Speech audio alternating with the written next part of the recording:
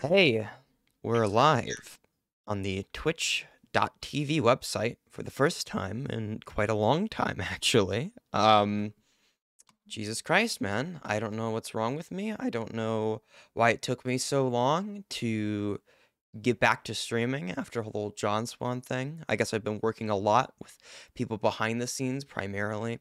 And recently someone brought up, I think in my comment section, you're on the naughty list now, Monk. Awesome. Someone brought up in my comment section recently was that they wanted to debate me on the specifically topic of Xenogenders and whether they ought to be respected. So that's what I guess what we're doing today. Because I kind of don't want to leave people waiting for like 5 years while I prep for a debate or whatever. It doesn't really seem something I want to do. Because I can't have just like a bunch of people on back catalog to debate. So that's what's driven me to go live today. I'm also playing Wizard101 because I can. No one can stop me to do that. Yeah. All right. Let's drag him in. You want to mute up, Ron? Yeah, I'll mute. All right. Sweet. Hey, what's up, good, my dude? Not much. How are you? I'm doing fantastic. I guess I'm pretty tired. One thing, but you know. I can't get sleep, so I guess I'm perpetually tired. So Dude, that's what I'm doing right now.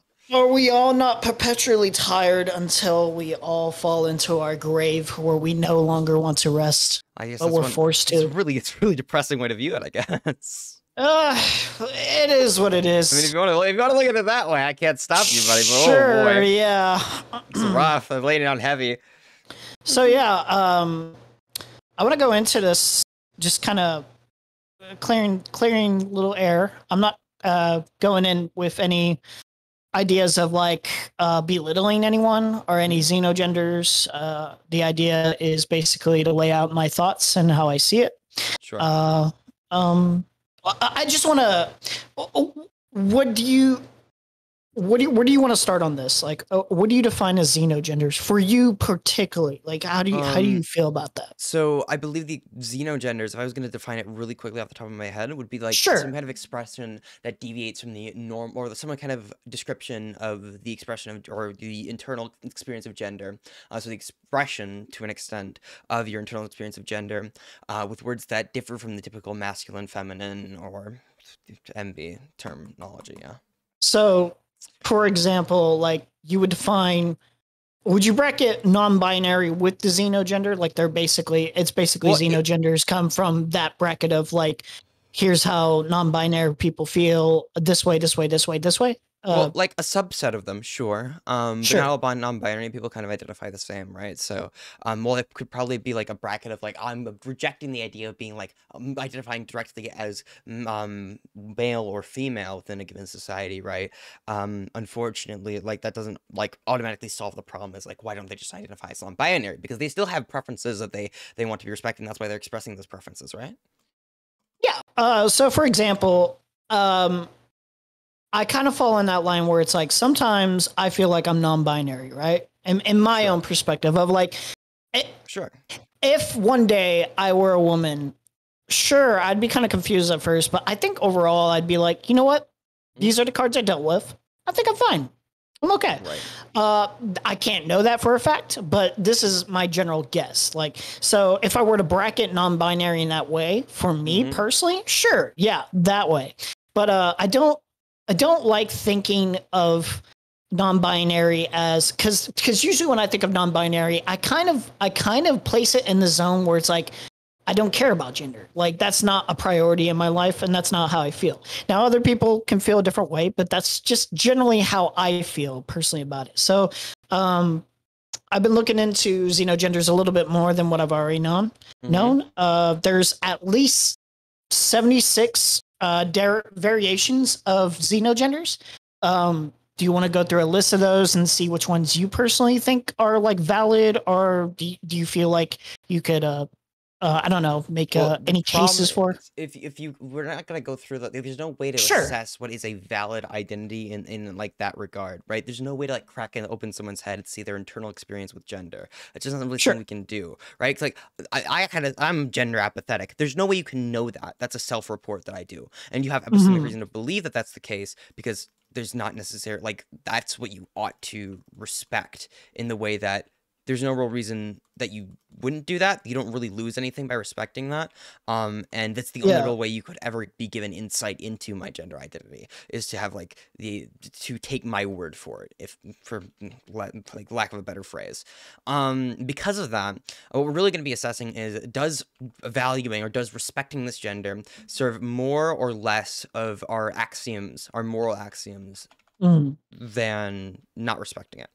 And because of that, we're going to eventually arrive, I think, mostly at the time, you're going to arrive at the conclusion that it probably does serve more of your moral axioms to respect xenogenders than not to. Now, I could probably, like, pull out some differences where I would say, well, while that is a xenogender, you probably ought not respect that, right? For example, if somebody's, like, in public and someone wants me to call them the hard R as a pronoun, right? I don't really need more of a rejection, then that's going to probably do more harm than good, respecting that given xenogender. For example, this one's a bit of a stretch, but if I were to declare myself, and let's take out all the parody of it, like let's just presume that this is a person, I am a person right now that genuinely feels this way. Now, it sounds insane, it is parody, but this is genuinely how somebody can think. What if I defined myself as, like, I feel like I'm your mom gender, like I feel like I'm your mom, like I'm everyone's mom, I'm Aiden's mom, I'm cock connoisseur's mom. Like, this is just a fact. You can't debate me on this. It's just how I feel. Now, what do we place? Where do we map on what your mom is? How do we define that? Well, your mom. We could start somewhere there. Okay. So your mom would be a description of like a physical, some kind of metaphysical object that I designate as my mom. You quite simply cannot be everyone's mom. And I can observe that. Whenever people are making xenogender claims, they're not claiming that like this is a physical reality. That's not what they're claiming, because gender is an internal, like their internal gender identity is not something that is physically present. That's not really the case. And there's ways of knowing that that's not the case, right? For example, somebody can express in a feminine way, but they can have a masculine gender identity, because there's a differentiation that can be made between those two things. They must not be the same thing necessarily. This is because of the law of non-contradiction, which says that things cannot be both true and false at the same time. Because of this, we can kind of observe the idea that, well, you're not everyone's mom. That's not a physical claim you could make. However, you're making the claim that, hey, I identify, or I feel like the best way to express my identity is through the concept of like saying, I am your mom, right? And these are my pronouns. I don't see a reason why I shouldn't respect that. Okay, so where we would map on to different examples, these are real life examples, by the way, not your mom examples. Like chaos gender, a person who behaves, thinks, and expresses themselves in a confusing manner. Color gender, gendered embodiment of colors. Where does that map onto? How do we feel? Do you feel like this is like let's take it to another place, not necessarily into a religious place, but do you feel like this is another way of expressing their spirituality, cat gender, canine gender, anything like that? Do you think that's more of a spirit element at that point, more than like an actual, like, this is how I feel, like I don't actually feel like a dog, but like I feel like the spirit of a dog, like, right? That made no sense whatsoever to me. These are actual. That's why it's confusing, because these are actual things that exist. No, the people I talk to identify with like a dog. It's a more of a metaphorical expression of the way that they feel, the concepts that we associate with a dog, and the communication of that gender. No one is claiming they're physically a dog. That's not like. Yeah, I'm not saying anyone's claiming they're physically a dog. I'm claiming. Sure, like, what are you trying to say? I'm claiming. So how do? Okay, so how do we deal with people like this? This seems to be more of deal with them. This seems to get rid of them. Be more. No, like this seems to me more of a kind of like, okay, like the part of the cat gender was like the actual pronouns were like the Japanese words for meow. And I'm not saying this is like this big problem or anything like that. It's very, very minute. There's very little of it besides the Twitter space. But do you feel like this goes into a whole other direction of like I think people are out here kind of just striving for any attention or any validation to perhaps make up these genders, or perhaps feel inclined to like, hey, like that feels like something that would make me unique, instead of the white male cis persona that I am, or the bland persona that they feel that they are at the current moment. They want to feel special. Do you feel like that like is part of the reason that these genders are even like thought of and garnered in the first place? I could never speak to the motivations or like the internal motivations of another individual. What I will say is there's not much real use in like lying about your gender and requesting a complete different set of pronouns be used for you. That doesn't really seem to be the case. We don't see that like on mass. And even if that were to be the case, it doesn't really serve us much. Like we don't lose value by respecting that still. Like this is when somebody asks me like, what if somebody's faking being trans? I don't know. Like that doesn't really affect me. There's no real reason why I wouldn't respect their gender anyway. You could ask the exact same question about trans people, but I would assume that you don't think like we should just assume people who are trans are faking it, right? I don't think it's about anyone really faking it. I think even if these were like their valid expressions, it just seems like really, really at the moment one of those things that feels out of the norm, and I feel like they genuinely buy it, but it's more of a thing that they kind of bought into out of the moment, more so out of like something else missing in their life. In a way to me, if there's nothing to map onto in terms of gender, like it just kind of feels kind of like attention seeking. That's just personally how I feel. Well, I mean, you can feel any way you want about it, but you can't substantiate that at all. I mean, that's how it's not about. Like, I know to me, it's not about. No, the problem is I know people who feel like people aren't actually non-binary; they're just attention seeking. I know people who feel like people aren't actually trans; they're just attention seeking. And there's no way to like argue with that. I mean, if you feel that way, that's fine, but there's no compelling evidence to really me to believe that's true. And it doesn't seem like that's like a widespread thing. Does that make sense? It's more compelling to me to believe someone is actually transgender when they go through the social pariahs that they have to, the actual medical, whatever medical issues that they have to go through, whatever transitioning issues they have to go through to be able to fit into that and into that gender that they feel that they are, into that sex that they feel they are. Medically transitions. Like I could come up with a conspiracy theory that like, well, what if people are only transitioning because they want to feel special, and there's like going through these medical transitions and like makes them feel special. Like I could do all of this. It doesn't really. I don't think there's an inherent make any argument. This isn't really an argument for why I ought to or ought not to respect these things. And it's not even mean anything. It's not even that there's necessarily anything wrong with wanting to feel special, but it does kind of fit into this bracket of like, man, like I gotta call like cat gender person like Nyan or like some weird like pronouns, and it just kind of seems like at the moment it doesn't really feel like something that I should take all too seriously. Why at the moment, you take it seriously? I'm looking for that argument. If I'm being, okay. Sure. Right. Go ahead. The question I'm asking you is, why shouldn't you take it seriously? Even if I grant goofy. You a huge assumption. It's absolutely ridiculous and goofy to me. That's why goofy isn't a moral argument, though. So, for example, right, if I were to tell you that respecting somebody, if somebody doesn't want you to, for example, you're in their house, they don't want you to like knock on the doors too loudly. That's a little bit of a goofy like request, but you probably ought to respect that if it is not a large inconvenience to you, correct?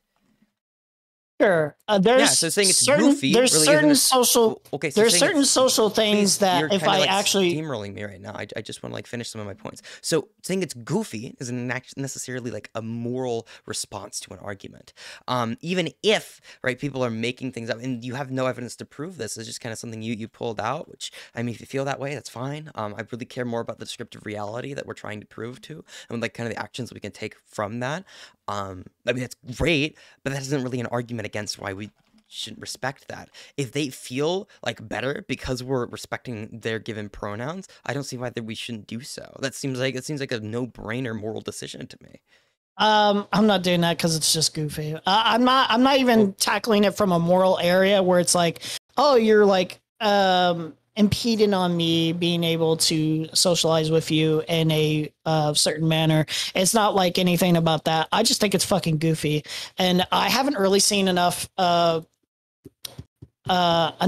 there to really make me consider this more of a serious thing than the actual struggles that a lot of trans people go through. So I feel like this is really just a it's really just more of a detriment to the trans cause to me. Well, you are coming at this from a moral argument, right? So we're not talking in the context of a legal ought. We're talking in the context of like a non-legal ought statement without like presuppositions that we're going to be making, right? So it's going to come down to morals, right? What ought we do, which is going to be based on our axioms. So can you give me like some kind of axiom? Like what do we aim to maximize? What tells us what we ought to do? I think we ought to maximize social functions to be able to talk to everyone and be able to go through our social cues with everyone in a healthy manner where it doesn't feel like we're tiptoeing over anyone. Now, this is a very minimal thing. This is a very minimal problem at the current point, which is why it's not really something I take too seriously. But if it were ever to become a bigger thing, I feel like that really tiptoes over like a lot of us, our social functions, as opposed to trans people who actually have to deal with the struggles of gender dysphoria, going through those transitions, and oftentimes it becoming much more difficult for them to go through their lives regardless of their outcomes. I feel like that's one of those things where it's like, okay, even if like someone's not passing or something, I can understand the social functions of like, this is a much more necessary thing that I should tiptoe around and be respectful of. While regards to cat gender, I do not look at somebody with cat gender and think to myself, yeah, I'm going to refer to this with the neon or whatever. I can't, like, I'm not going to listen to like your like 5-minute long response to a super basic question like every single time. I think this was like a minute or 2 minutes. But okay. I mean, that's great. We can sort of stopwatch, but no, my point is, what I asked you was, what is a moral axiom that you hold? You said social cohesion. My moral axiom is for our social. Yes, it is to me, actually. Well, I think no, it is. It can't be a moral. I think it very much is, because if we socially allow everyone to just define themselves as Hitler, it's actually just insanity. I'm giving you so much time. It's actually really funny. Please let me like actually give an argument. I don't know what's going on with this conversation. A moral axiom. Your mother is speaking to you right now. Let your mother speak. Well, I mean, you said you came at this from like a really good faith perspective. I don't know, dude. It seems like you're just trying to like own me. I mean, if you really want to go into the blood sports style debate, I guess I can start. It's not blood sports. I'm just making a goof. Yeah. Okay, buddy. So again, though, a moral axiom would be, why are we doing X thing, and how do we what's the justification for that? So, for example, whenever I'm going to be making moral axioms, I'm going to be making my preferences, or going to be my moral axiom, right? That's what I'm going to be drawing from, and I want those things because I want them, and therefore I value them, right? So that's how I justify that axiom. For example, when I'm asking for a moral axiom, you can't say societal function, because I can ask you, what actual purpose does societal function serve, though? When you think of moral axioms, what are you talking about? Like in terms of like, do you think like if I don't respect? Down any further. 1 second. We were talking about people interrupting, right? Well, no, you asked. We're talking about steamrolling, right? You were interrupting my question. I'm not the one steamrolling you, buddy. It's okay. It's okay. Calm down. Well, relax. I'm completely calm. I don't know. Do I sound so mad right now? What the fuck? I'm not saying you're mad. I'm just telling you. Are you telling nobody to calm down and relax? When I'm answering a question, I don't expect to be. Well, you're not answering a question. You were asking a question, but that's what was your question again? Well, no, you asked the question to me. You asked what I meant by moral axioms, and I responded to it. I'm asking you, what was your question, bud? I didn't have a question. Okay. What do you mean? Relax. Slow down. What was your question? You said something about social axioms, right? Buddy. You can say calm down. That doesn't make me upset. It's okay. Relax. It's not gonna work. Okay. I mean, no, seriously. I'm completely calm right now. I'm genuinely trying to go good faith. Well, no, it's pretty. I mean, sure, if that's what you think, buddy. But whenever you asked a question, I answered the question in a really easy way to answer it. and I don't know. Now you're asking me what question I asked you. I never asked you a question. Okay, can we repeat? Because I'm actually not trying. Believe it or not, I'm not trying to be Mr. Bad Faith. I'm really not. I lost track of the conversation clearly, or somebody did. I don't know. So let's go back a little bit. So you asked me, what is a moral axiom? I responded with a value that cannot be broken down further. So a value without any other thing that you're drawing from, right? Any other thing that would be maximizing that you want to do. So for example, I would say we maximize social cohesion because it would help to work with our preferences, right? Not because social cohesion is necessarily always going to be a good thing if it doesn't serve a purpose. Okay. So my question to you is, what is the actual social harm besides that one individual? About if I say to a cat gender person, if I say, no, I'm not going to respect that gender. I don't believe that's a real gender. What is the social harm besides that individual? They become dysphoric and you're making them uncomfortable for no what benefit. are they dysphoric from? They're dysphoric from you misgendering them. They have requested that they ought to be identified as X and Y, and you are refusing to do so. So for the me, reason they requested that they Yeah. be referred to as X and Y is because they feel some kind of desire to be referred to as that, and therefore by you disrespecting that, you are clearly going to be going against their preference, which would be a harm. That's fine with me, if I'm being honest. I'm Well, I gonna mean, bite that bullet. if you can I'm agree okay with me, that.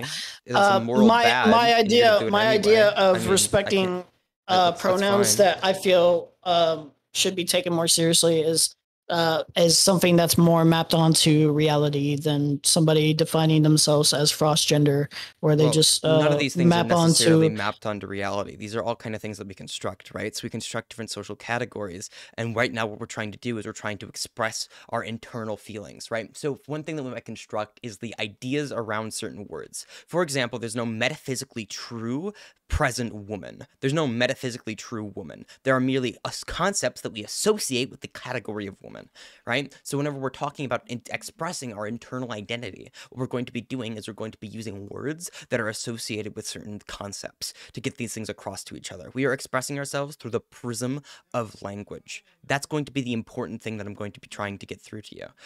If you for some reason don't want to respect that and you acknowledge that's a moral wrong, I think this argument's kind of like over with. You're just kind of acknowledging that you ought not to do it. And at that point, there's no reason to like argue. I don't think we ought not to do it because I think Xenogenders are goofy and they take away social progress from actual trans people who have to deal with much more problematic things and much stronger dysphoria. Do you think that by acknowledging people who are gender apathetic, we are taking away from trans people because one type of trans person, or of dysphoric trans people because one type of trans person experiences more of a struggle than another? Could you repeat the question one more time? Do you think that acknowledging gender apathetic trans people, takes away from dysphoric trans people because one experiences more suffering than the other? I have to think on that a little bit, but I don't. So I think I don't really see one person as defining themselves as I don't feel like a male or a female. I don't feel like any of these things map onto what I feel is me. I don't feel like that's necessarily taking away from somebody else's dysphoria. None of these things take away from somebody else's dysphoria. These are merely statements of your own dysphoria.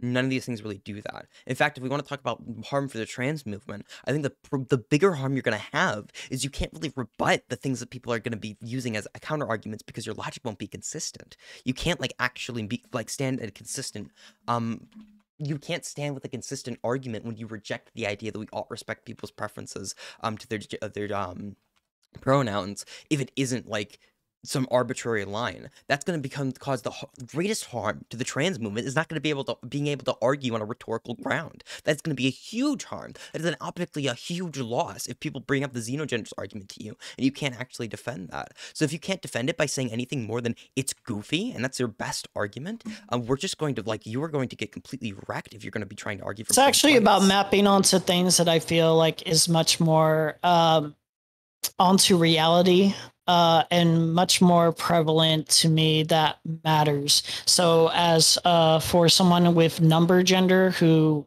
wants to define themselves by numbers, I can't see myself being like, I think we should respect number pronoun number six.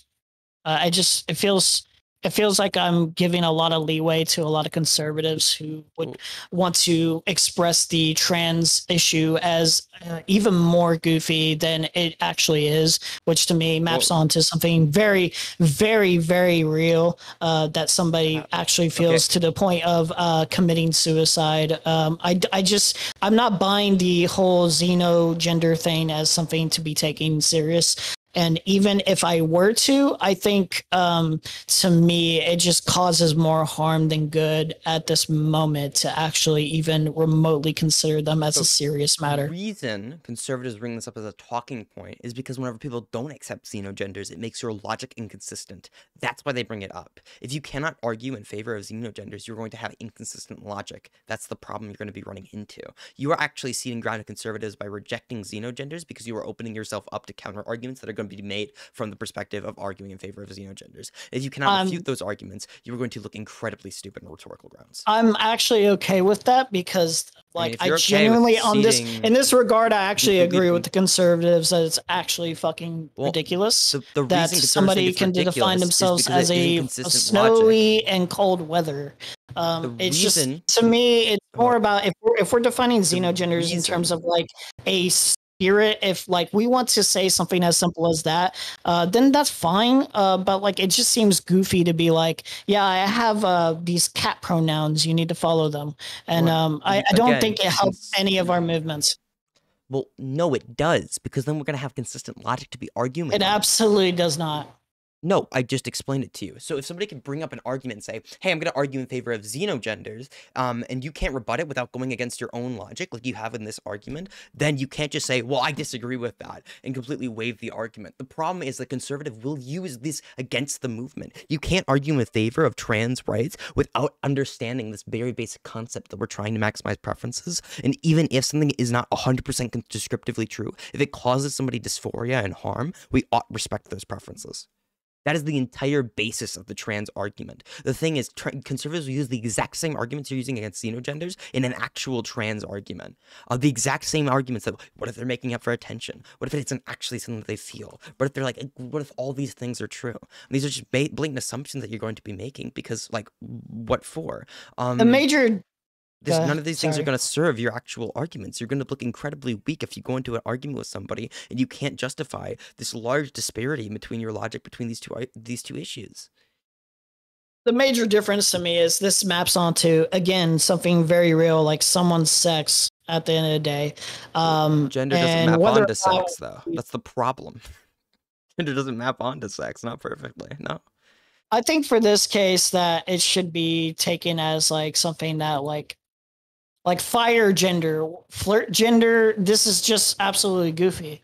I'm sorry, but like none of this stuff, even if I actually respected, like let's say in a hypothetical world, I respected any of these worlds and I followed exactly how you did. I think the argument. It's absolutely like goofy. I don't know what to tell you. Like that's your moral argument. None of this stuff maps onto anything like in reality in terms of like this is how I feel. I feel like a man. I feel like a woman. I feel like I'm not either one of these categories. I don't buy it when somebody says I feel like I'm a flirt gender. Can you explain flirt gender to me? What does that mean? Flirt gender is a gender identity where one's feelings of gender are expressed through flirtiness. This can be through flirting with people or the word in general. This is just one of these personalities that you can have. Like, I'm a flirt or something like that. Or taking gender in a very specific way and they want to communicate that. They could be able to identify with flirt gender, correct? You could just say you're a flirt. You could just say it's one of your many personalities. If that's your description of your gender identity, then it probably is your gender, correct? No. What is gender except for an expression of gender identity? Now I'm curious. What do you think? How do you think someone will convey flirt gender? How as do you their think they're going to as their convey flirt expression. gender? How do you, besides the fact that they can flirt with people, they're a very Well, flirty people have an person. How do you internal think? feeling How of do you think that? gender, And and if how do you someone's think? internal feeling of gender is expressed through flirtatious memes, like you seem to How have do you? described that to me, and someone wants to communicate that to somebody, yeah, they might say I'm flirt gender. That Soda, communicates how do a real feeling that people have, and the expression of that feeling. That maps onto reality perfectly. What do you mean? what is number gender? What is fire gender? What is I mean, we this? can go down the list all So day. how would you convey number gender? Please tell me that. I'm unsure what exactly number gender is off the top Exactly. of my head. What is all this? Exactly. Well, I mean, yeah, if you ask somebody who's unfamiliar, if you ask somebody who's unfamiliar with trans things, what are trans things? God, and they say, dude. no, this is like so super basic. You ask somebody who's unfamiliar with a specific like category of transness or a specific sexuality, and they say, well, I'm not exactly sure what that is. That doesn't make it invalid. That's crazy. Look, there's one that's called gender void, consisting of the void. It's basically genderless, which is basically non-binary.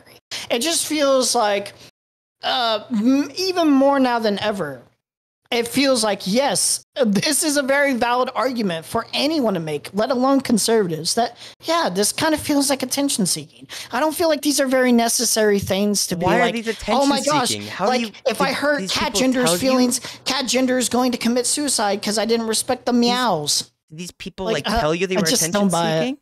Well, you just don't believe it. Okay, that's great. Your I arguments have been don't it's believe it goofy. because- No, I and- want to and- recap. I want to recap. So your arguments have been it's goofy.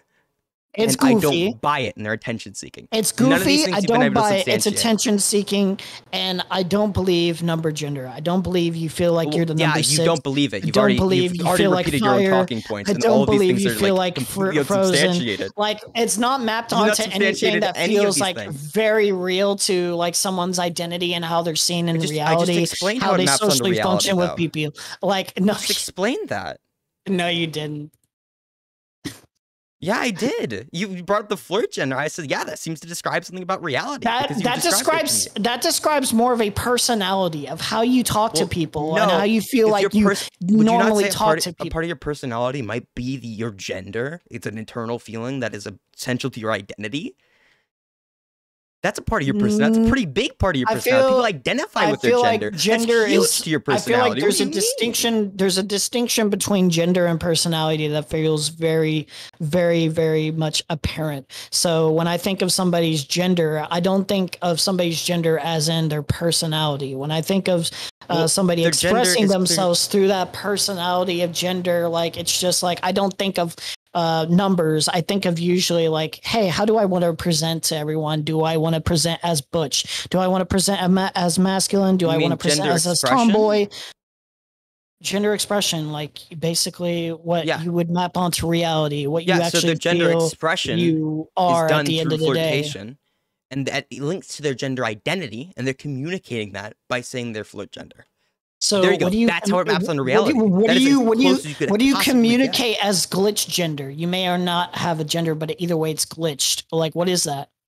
Is that just talk more in depth with somebody who? Are we just knows talking about? Are we just talking about gender fluid at that point? Can we stick to flirt gender because you seem to have an actual definition for that one? Because you seem to not actually have any definition for all the other ones. You can hop around all day. I'm looking on the site right now. I can give you the site. It's fine. What site are you on? Are you on Conservapedia or some shit? I'm on optimusminds.com, and they're actually very new. Yeah, go ahead. I'll give it to you the link right now. What the fuck is Optimus Minds? I'll give you the link right now. Here we go.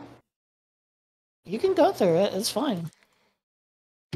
Optimus Minds. At a certain point, are you okay? How about okay? The very famous site Optimus Minds SG. This one? Yeah. This is your source for all of this? Yes. I've never heard of this site before. It doesn't matter, does it?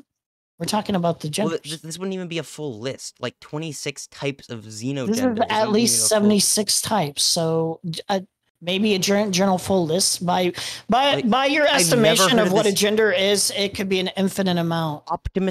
Yes, exactly. Of course it could be. Then basically, like gender is almost meaningless. Yeah, it's not exactly meaningless though because there's an infinite amount of them. No. There has to be something that maps onto for social functions. No, numbers are infinite. That doesn't mean there's like no meaning to numbers. That's crazy. You'd sound insane if you said that. Numbers are infinite. Yeah, Yeah, numbers are. there could be like an unlimited amount of things. There's like unlimited, or possibly there might be a Usually we possible use limit here, those but there's numbers. a large amount of those, variation in gender identity. I would wager to say that gender identity So- is different between each and every single individual, and that is just Us- expressed through different labels, which are kind of like clusters of gender identities. So yeah, of course, there's going to be like a lot of them. Yeah. So usually when People identify with a bunch of when different we're things. talking about numbers, it's 1, 2, 3, 4, 5, 6, 7, 8, 9, 10. We have a structure to them. We have some sort of social function. We use Yeah, those to do a lot of variations of things, or taxes, there's- our sciences, all This of these has things. nothing We to have do a with what you structure. said. We have a structure. We have an organized system for This how has we use zero these to do with what I numbers. just said. This has nothing. Yeah, to do you with any said of that. numbers are infinite, and so are genders are infinite. So both are Yeah, the same automatically. No, that's not what that means. What does it mean then? No, you said they're infinite, so therefore they're meaningless. And I said numbers are infinite. Does that mean numbers are meaningless? I Because would say applying it's your in- I was in applying this- your in normative this- system of logic to I another would situation. say. I would That doesn't mean say these are there's exactly the same. That's there's crazy. an there's an immense difference when I say that this is meaningless in this terms. When I Well, think no, of you numbers, said it's I think of a meaningless full because there's an structure infinite that amount is of them, meaningless. and I brought up something else that has an infinite amount of them that you would agree would have meaning to prove that you didn't have an actual consistent like logic behind this. It's pretty consistent when I'm talking about genders. If you just bring up Well, numbers, yeah, if you only go to then we can- only we can one talk about- we subject, can talk yeah, you're about going to how be numbers consistent work, on that, but and you then we have can to talk apply about the the same structure logic to of every single numbers, subject. and then we can can't talk just about this make and that and choose this our and that, epistemology and then we as can go want on and to, on and on and as it on and applies on to and on and different on and on things, and on. right? Yeah, we could. I We don't know could what the talk fuck you were about. saying. You kind of like kept just going over me, which is cool. I mean, you've been doing that this whole time. Let's be honest. Not really. I've been trying to be as respectful as possible. I'd be shit No, talking you you haven't. You've all hell. absolutely been like steamrolling at any Are moment you you kidding can. me? I've been as respectful as like I could possibly. I be expected to be honestly in this was.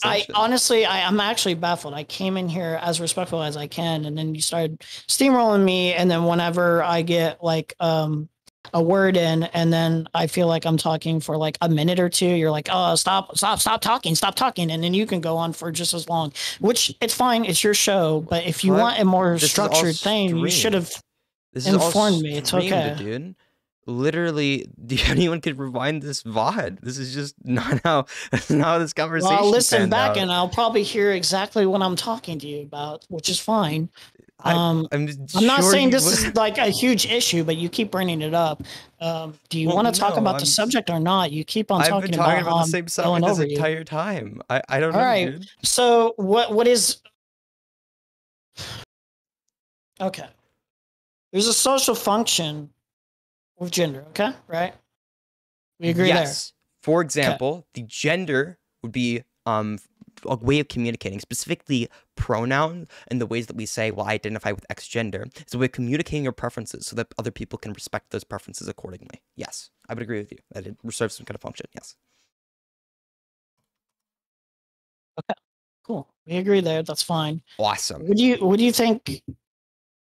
I love that. That's great. Yeah, no, it's fine. Dude, I'm so sorry. I'm not trying to be that guest. I'm not trying to be that guest that's really rude. I really feel bad. Okay. I'm fine, dude. I debate genu- people no, all the time. No. I'm genuinely sorry if I came off a certain way. I'm not trying to do that. Like, believe it or not, I'm not trying to do that. All right. I I'm don't- not I gonna don't- like debate you on your intentions here. It's just No, kinda like, no, I'm not debating on intentions. I'm just apologizing, regardless of how you feel on it. yeah, sure. Um, All right. I don't know. So to me, what I was saying earlier is I made the distinction. I'm from this point on, I'm trying to be as good faith as possible. So if you feel like I'm interrupting you, please tell me.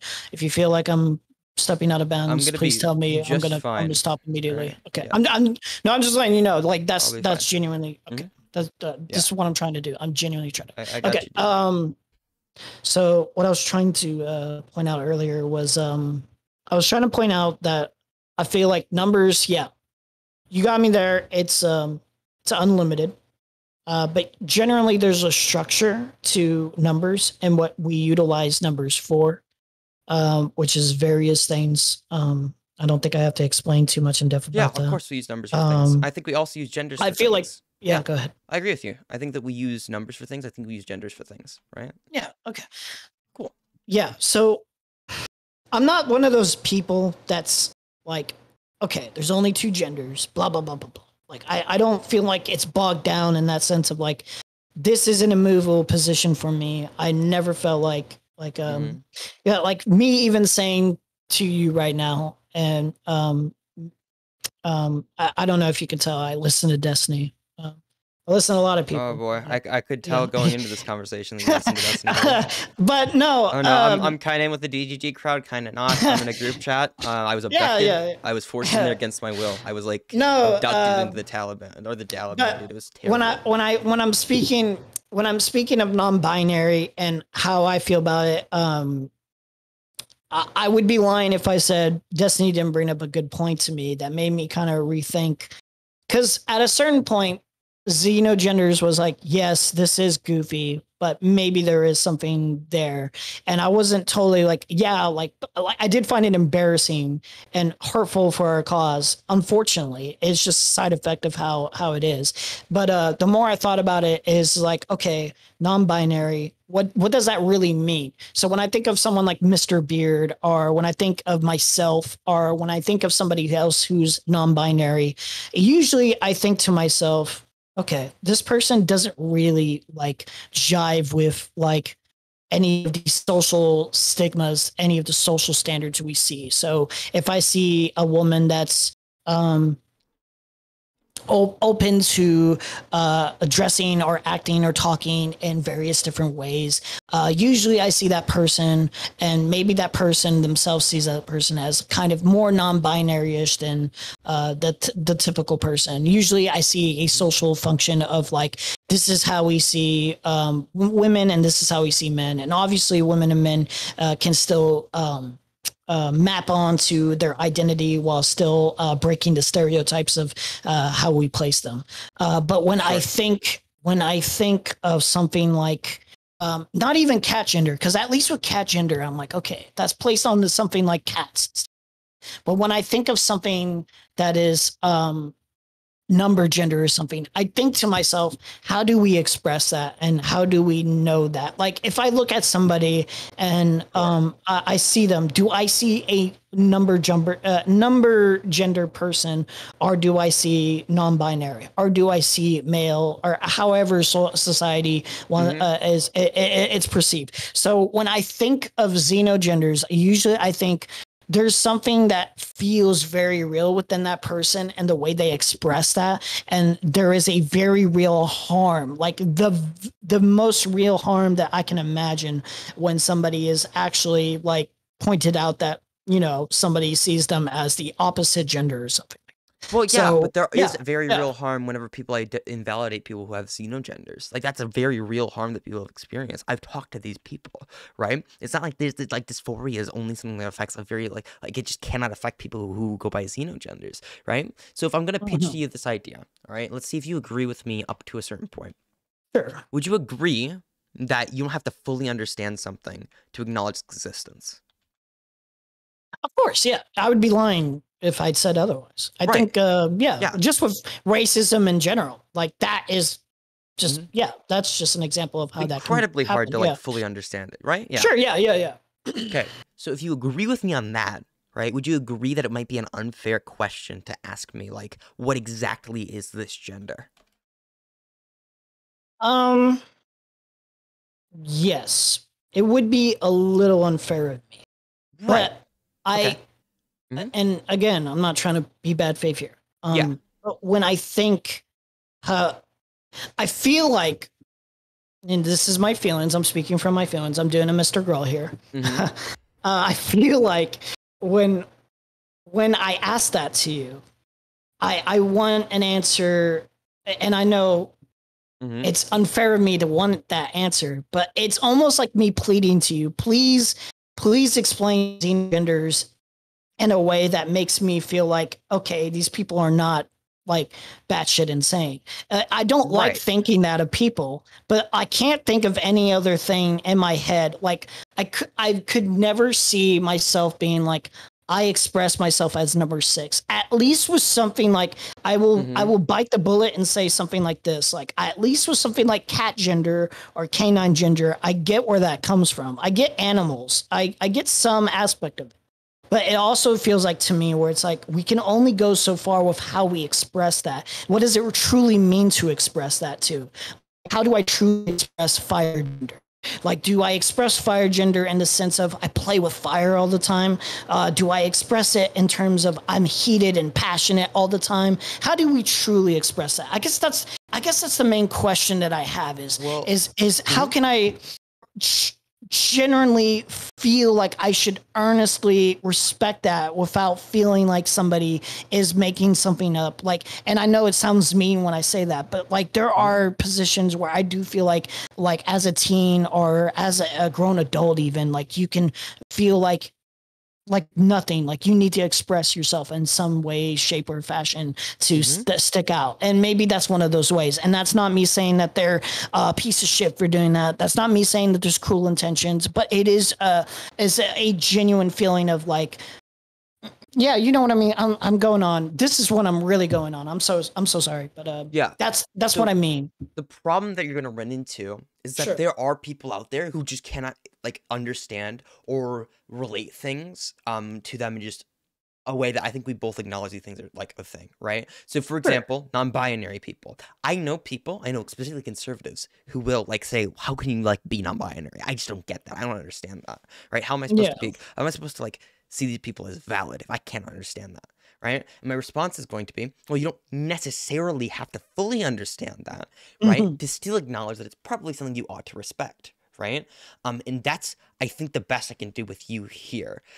Because the thing is, you're asking specifically someone who is gender apathetic, like descriptions of gender, right? The most I can do for you is say that, hey, if you have a really good description of this, I can try and explain that description you're giving me. But even if I don't fully understand somebody's gender, I can still respect that gender. And I think that's probably a moral good for me to respect that gender. As far as it comes to specifically a movement and the optics of respecting like genders like that, right? I think it's very crucial for me to be able to defend all of my positions to the best of my ability. That's what I'm going to normally be going with. I debate people a lot. I'm a public figure as far as it comes to my politics. It is very important for me to be able to defend any position that I have. And if I can't defend all my positions without some of them contradicting each other, or some of the epistemology contradicting each other, right? Then I'm going to be running into problems, right? So if I have to explain to every single person, or if because I can't explain to somebody what a xenogender is, I must reject xenogenders, then therefore, if I cannot explain to somebody what non-binary people are, if they're not just not getting it, right? Then they ought not respect non-binary people. And I think that would be, first of all, that doesn't follow. That's a non sequitur argument. But then furthermore, I think that actually leads us to bad conclusions. So I think necessarily, from an optics perspective, you must be able to defend all of your positions in a way that is coherent and rhetorically effective. I think that you have to accept things that even though they might seem a little bit crazy to people who are not fully like understanding in this situation, you kind of have to in order to be able to defend all your positions consistently. Sure. Okay. I'm thinking to myself real quick. Can you give me 1 second? I'm not pulling the silent treatment on purpose. That's totally fine, dude. Give me 1 second. Yeah, you can do whatever. So I agree pretty much with everything there, if not a majority of it. Yeah. I think maybe where my place of respecting whether or not it should be respected is in terms of, to me, the unfortunate truth is that this feels like something that, unfortunately, whether it is for the right reasons or the wrong reasons, that unfortunately causes a major harm to being able to move the trans movement. But that's not to say that I don't feel like any of this, like, it's not that I'm saying all of it is like complete garbage or anything, but there is a feeling, and I think, yeah, we should speak from facts. but I think feelings can be a good estimation of like what's my first kind of like like should I how far should I really like, because at a certain point I feel like feelings can guide us in good ways and in bad ways. If I guide my feelings on being like, yeah, I should take at face value that someone identifies as fire gender, and that's because I feel like my feelings gear me towards feeling like this person's, for whatever reason, is going to have severe dysphoria. Um, I don't know. Like, to me, I have to really take into consideration. I guess I have to think of it on an individual basis at some point, because I have to really consider, like, does this feel sincere, or does it actually feel like attention seeking? And I'm not saying that as in like attention seeking as in they're lying, but I do feel like there is a way of people taking advantage of even something like Xenogenders and um making it a lot more quote unquote goofy than it needs to be. I do think that the way we can be perceived hurts the way we can progress. And that's why when I see, that's why when the SJW movement was as bad as it was way back then, that's why I feel like it took a little bit longer than it probably should have for progress to be made. Because when we can map on a stereotype that just, when people can map on a very bad looking image or goofy looking image, it can hurt like the people that need it the most. And maybe that feels kind of morally fucked to kind of exclude at least a perspective, at least a certain sect of what I'd view as attention seeking genders, or however we want to see it. But that's how I view it. Unfortunately, it's hard for me to truly buy it, and maybe that's me speaking from transphobia. But I also like to picture in my head that maybe there'll come a time that where none of this actually matters and everyone just kind of respects it. But it does seem like to me, I more care because it hurts perception. I more care because I do not know if there's a lot of legitimacy to certain things. I do see some legitimacy to ideas of like cat gender or dog gender or however we want to define it. But you have to admit that it does hold back a lot of progress, unfortunately, regardless if I felt that was valid or not. So I think maybe you might be right on the idea that openly kind of pushing the point per se might actually have some kind of negative effects, but I think it's important because this is going to be used as a talking point by people, right? Yeah. For example, I think we can like roll this all the way back and we get to some pretty crazy conclusions. If we were like back in like 2014 and like we're non-binary people were not as accepted, right? And we just dropped non-binary people from the movement because it would be easier to get like binary trans rights if we just dropped non-binary people. I don't think it would necessarily be true that non-binary people therefore be invalid. I think the primary thing that we're arguing is not whether it's optically good to acknowledge that it's true, we're just arguing whether it is or is not true, right? And it seems to be, I don't know if you agree with me on this. I feel like I've demonstrated that it is true to at least a high degree. This is something that we ought to do. If we want to get to the argument specifically, like the ways that we should or should not acknowledge them, I think that there are probably better and worse ways of acknowledging certain concepts. There's better and worse ways that are arguing, like, for example, in favor of like binary trans rights. There's totally these things that happen. I think there's totally ways that you can argue in favor of xenogenders that don't sound fucking crazy. But the problem is that we can't just take like a subset of people who like do not know how to argue in favor of something and say those people are holding back the movement, so therefore we should like trash the concept as a whole. That doesn't really seem to be true. I maybe went in with the idea of trashing the concept as a whole to some degree. I won't lie. but I can't lie that it comes from a place of like exhaustion. Mm-hmm. Like it does seem to be the case that uh and this is unfair to people who are not batshit insane people. Mm-hmm. But when I see some of the representation for Xenogenders so far, this is not all of them, obviously. Mm-hmm. It does seem like that can hold back, like how these people look and how these people express themselves. Not in the sense of gender expression, but just like negative traits, so to speak, can generally hold back even xenogender representation in a good way. And that kind of bums me out because there's like, in an ideal world to me, I don't care.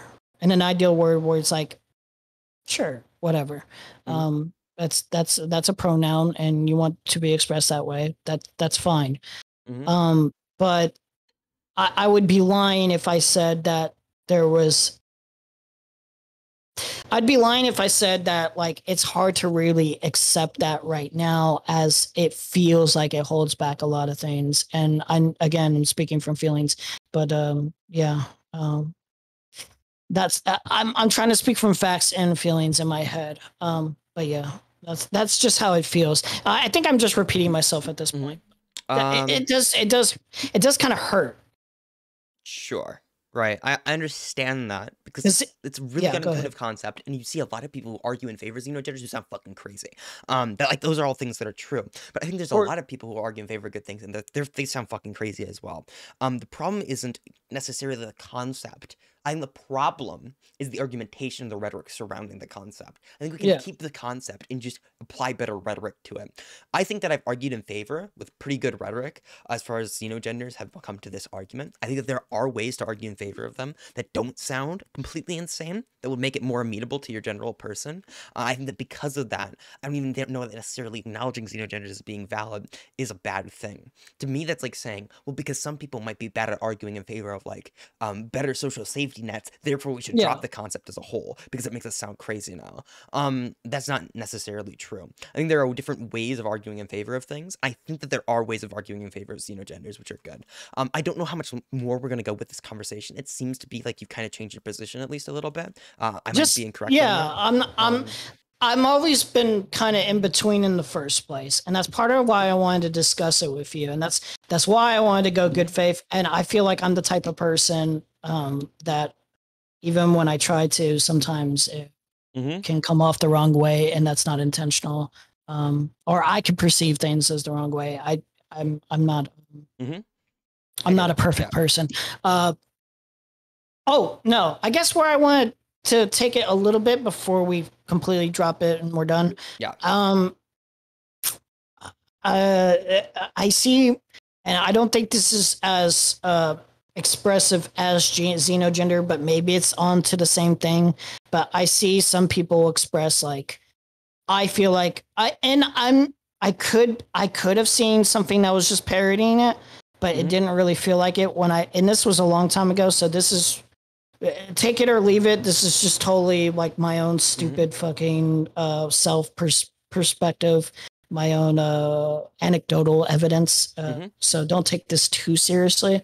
But I have seen people unironically feel like that they were, and I don't know if it maps onto their gender. Have you heard of Ken? Is it like that kind other of thing? Ken?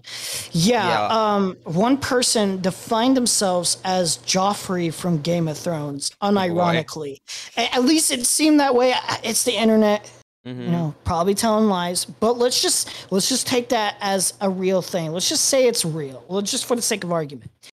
How do you feel about people like that? Like, I feel like at a certain point, there's sort of a line where I'm like, okay, you should probably go seek therapy for this. And not therapy to handle dysphoria, therapy to get your shit in order and go on to something that actually feels substantial as a gender. Sure. So it's a completely different subject. I might get like we can have this like conversation another time. Sure. I'm generally in favor of otherkin as like expressions of themselves.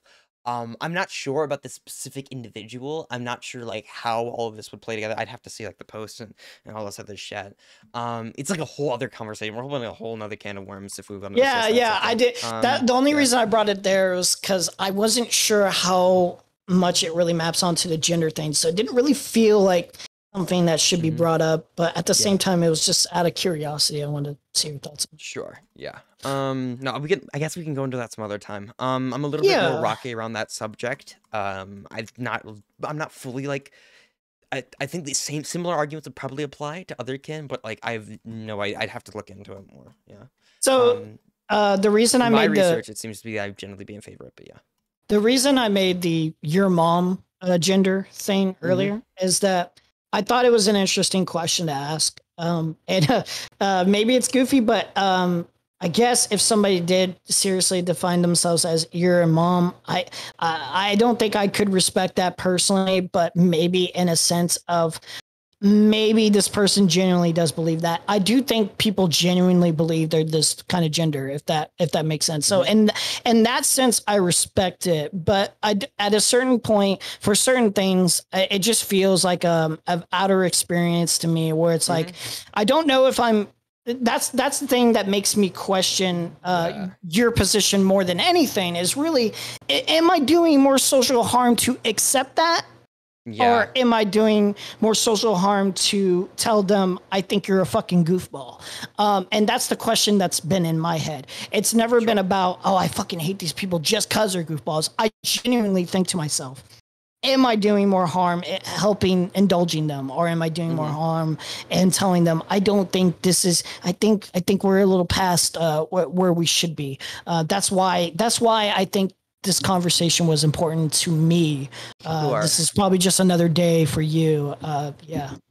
So I guess if we really want to go in depth into like the your mom question, I would ask like, how does that affect the social interaction, right? Like, what does identifying as your mom like mean for the ways that you should interact with this individual? Right? If it's like a claim to like a physical reality, like that they believe that they're your mom. That's a delusion. We can kind of confirm that through other points, right? But if it's just like, I'm gonna call my Xenogender your mom, and I would like to be referred to as like X or Y pronouns. I think that's the thing with respect. Like we can like splice and dice things like that, I think, all day. But like there's a bunch of like very specific things we can kind of go into. I think the primary thing that you're gonna be going into, or you're gonna be looking at, is going to be, well, you can not fully understand something, and you could still say that you ought to respect it, right? I think that's what I think that's the conclusion I think we reached today.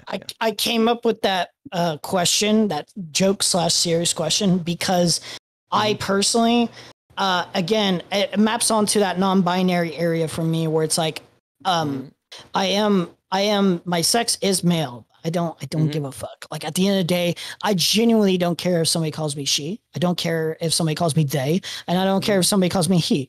That's genuinely how I feel. And I call myself mommy on my server. So like as the idea of like, it's sort of funny, but it's also sort of like I'm taking this role on as like a new meaning of like, I'm mommy. I'm not your daddy. I'm your mommy, bitch. Like, like that's the idea where I came up with that question. Yeah, gotcha. Again, I'm so sorry. I genuinely, when I have debates with anyone, it doesn't matter who it is. Sometimes I go into modes where I feel like I go overboard and I'm not realizing it. So any time I did that to you, I apologize.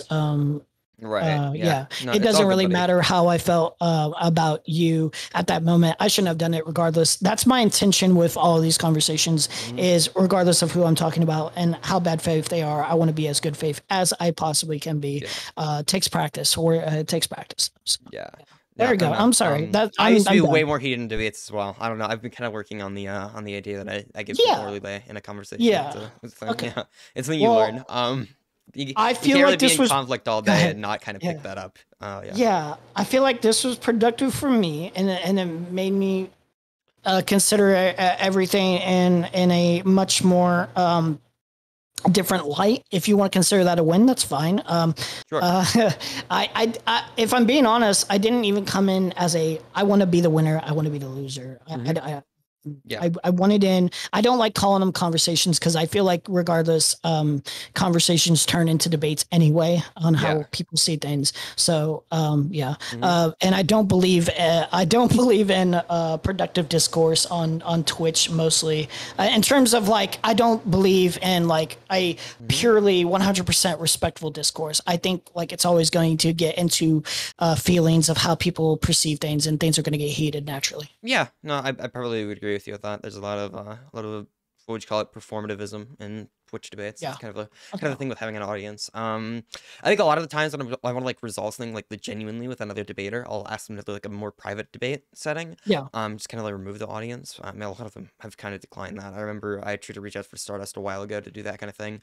They refused that, but I don't know. It doesn't seem that like people are very good at like resolving disagreements in front of a Twitch Yeah. audience. It doesn't seem to be the thing. Yeah. The thing I want to do different from my favorite streamers, Mr. Girl and Destiny, is I want to distinguish myself as at least when I talk to people, no matter how big or small, as I want to genuinely be as productive as I can possibly be, but given understanding how the internet works, it's going to be a large struggle, and I want to avoid the idea of getting into beefs with people or any serious e-drama. I want to just focus on the conversations as much as possible. I know, Mr. Regardless, Girl and Mr. Girl yeah, and Destiny. I don't know. I think Mr. Girl's been pretty respectful in every single conversation I've had with him. He seems to be a pretty chill yeah. dude. I want I don't know. to. I've had one conversation with Destiny. And it went all right. I, Kind of pressured into that one. Oh boy. I want to find that gap where it's like I don't because I found myself taking things from Destiny that were way too like immature and heated, where it's like fuck you, you're subhuman. Like I don't want to call people subhuman. I don't want to do that, even if I find that kind of funny or It is kind of funny. Yeah. I want to try to not do that. I don't want to. Yeah. I gotcha. Yeah. But Sorry, I'm long-winded. I talk a lot. I apologize. yeah. All right. I think does that conclude the conversation? Are we, Yeah, I'm fine, dude. I'm good.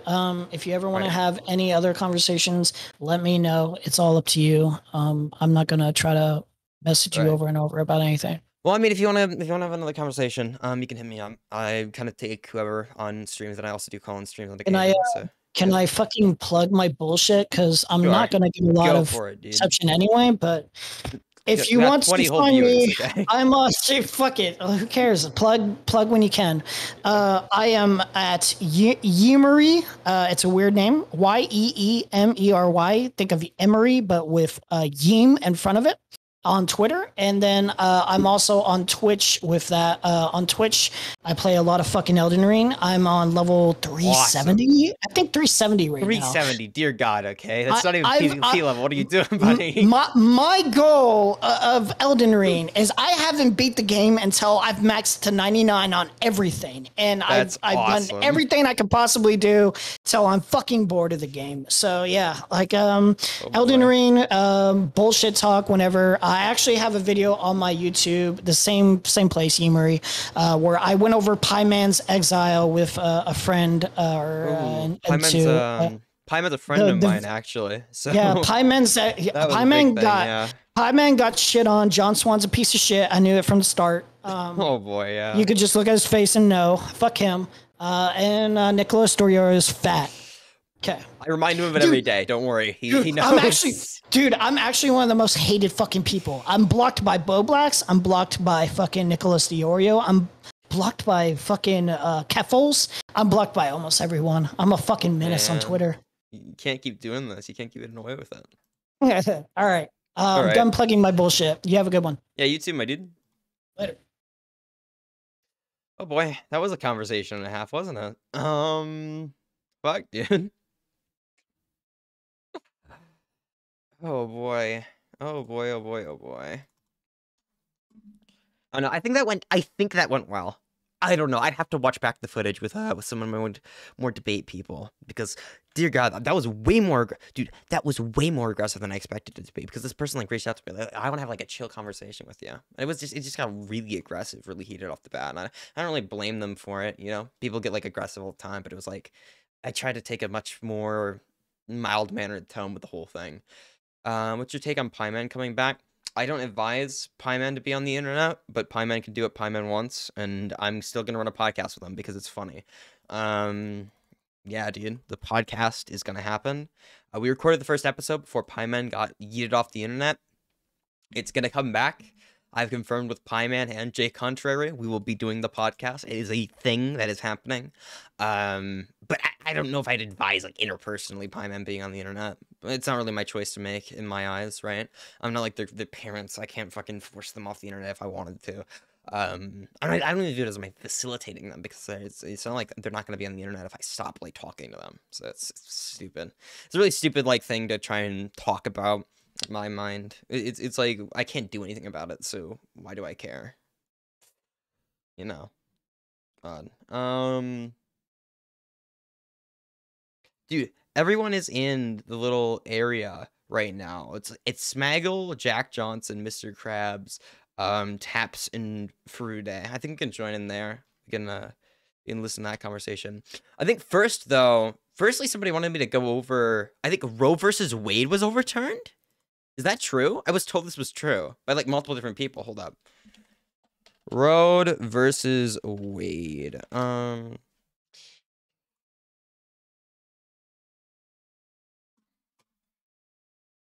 leak suggests U.S. Supreme Court set to overturn Roe versus Wade on abortion rights. Oh boy.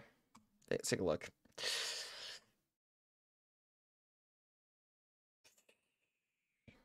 Oh, that's not good. That's not good news. I don't like that. I don't like that at all.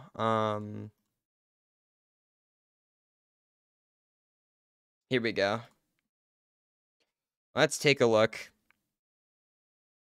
Where's the waterworks gear? I don't have it yet. Washington, May 2nd, leaked an initial draft majority opinion suggests the U.S. Supreme Court will overturn Roe versus Wade decision that legalized abortion nationwide. Politico reported on Monday. What is this? How the fuck do you pronounce that? I have no idea. How do you pronounce this shit?